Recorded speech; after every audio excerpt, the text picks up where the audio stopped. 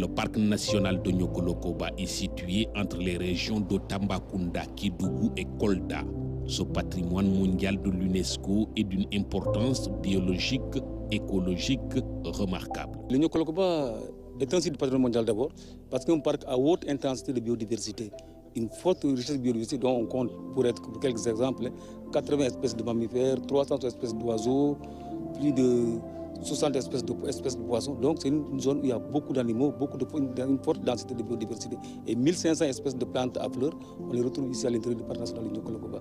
Niokolo-Koba, c'est la nature à l'état pur qui offre plusieurs sites touristiques à visiter. La Marouini, par exemple, est un endroit qui permet aux visiteurs d'observer les animaux dans leur environnement naturel. On a trouvé beaucoup d'animaux. On a trouvé les antilopes. Et surtout, nous avons trouvé des coqs de buffon, des coqs de fassa. Et nous avons trouvé aussi des animaux, des phacochères. Mais surtout, nous avons trouvé aussi des oiseaux en bas. Vous avez vu ces oiseaux blancs, c'est les hérons blancs. Il faut dire que le parc est fréquenté, mais bon, on a vu qu'il y a une baisse avec la Covid-19 qui est passée il y a quelques années. Il y a une baisse de visiteurs. Mais par exemple, l'année passée, on a vu une remontée des entrées au niveau du parc. Donc ça dénote tout simplement que l'intérêt commence à revenir et que les gens commencent à recevoir beaucoup de touristes au niveau du parc.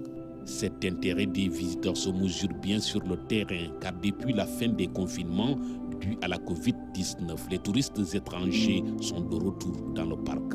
C'est la première fois que je suis au Sénégal et c'est la première fois à Niokolo-Koba. Ouais. Et comment vous trouvez déjà Niokolo-Koba? Ah mais c'est magnifique, hein. Ah bon, vous vous plaisez?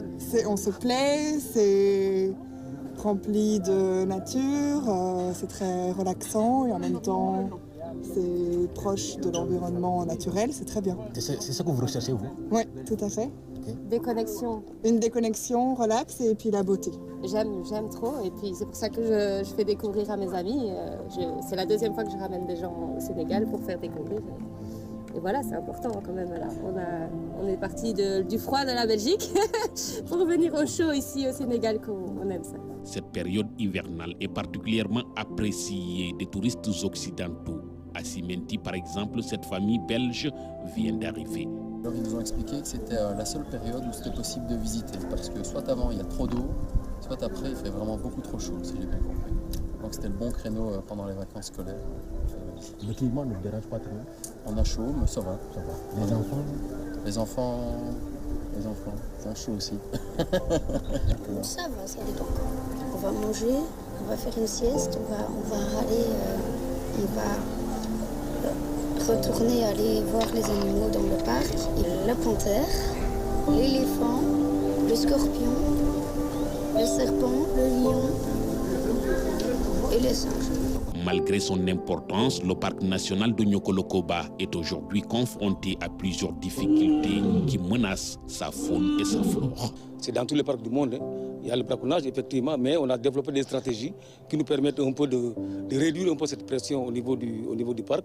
Mais il y a également l'élevage, en fait, qui continue à faire des infiltrations à l'intérieur du parc. Vous savez, le contact entre la faune sauvage et la faune domestique, puis il peut y avoir des transmissions de maladies zoonotiques. Il y a également le phénomène d'orpaillage qui se développe de plus en plus dans la région de Kédougou. Et régulièrement, nous menons des patrouilles de sécurisation tant à l'intérieur du parc avec l'ensemble des forces de sécurité sous l'égide de la zone militaire numéro 4, mais également nous faisons aussi des sorties au niveau des zones frontalières.